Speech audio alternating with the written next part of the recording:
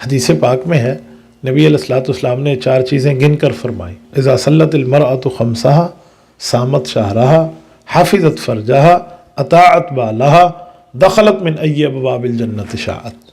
فرمایا کوئی خاتون نماز کی پابندی کرے، روزے کی پابندی کرے، عزت کی حفاظت کرے اور اپنے خاوند کی اطاعت کرے تو یہ خاتون جس دروازے سے جنت میں چاہے گی داخل ہو جائے گی۔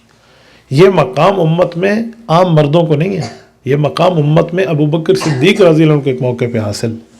آپ صحیح بخاری اٹھائیں، جلد نمبر 1 کتاب المناقب اٹھائیں، باب مناقب ابی بکر میں ہے کہ ایک مرتبہ نبی پاک صلی اللہ علیہ وآلہ وسلم نے پوچھا کہ یہ نیکی کس نے کی، تو بتایا گیا فلاں نے فلاں نے۔ حضرت صدیق اکبر نے ہر نیکی پر ہاتھ کھڑا کیا تو نبی پاک صلی اللہ علیہ وسلم نے ان کے لیے خوشخبریاں سنائیں، اور پھر بات چلی تو فرمایا کہ فلاں بندے کو جنت کا فلاں دروازہ بلائے گا، فلاں نیکی کرنے والے کو جنت کا فلاں دروازہ بلائے گا، فلاں نیکی کرنے والے کو جنت 8 دروازے تھے، ایک دروازے کے بارے میں بات فرمائی۔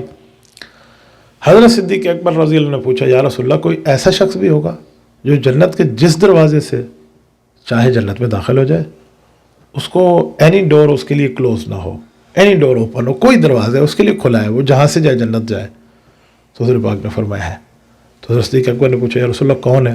تو حضور نے فرمایا مجھے اللہ سے امید ہے ابو بکر وہ آپ ہیں، کہ وہ آپ ہیں، جنت کا ہر دروازہ آپ کو بلائے گا، آپ جس دروازے سے چاہیں جنت داخل ہو جائیں۔ تو خاتون کو بھی یہی مقام دیا نا، اگر یہ نماز کی پابندی کر لے، روزہ رکھ لے، اور یہ خاتون خاوند کی اطاعت اور عزت کی حفاظت کر لے تو دخلت من ای ابواب الجنت شاءت۔ اس طرح عورت کو یہ مقام ملا۔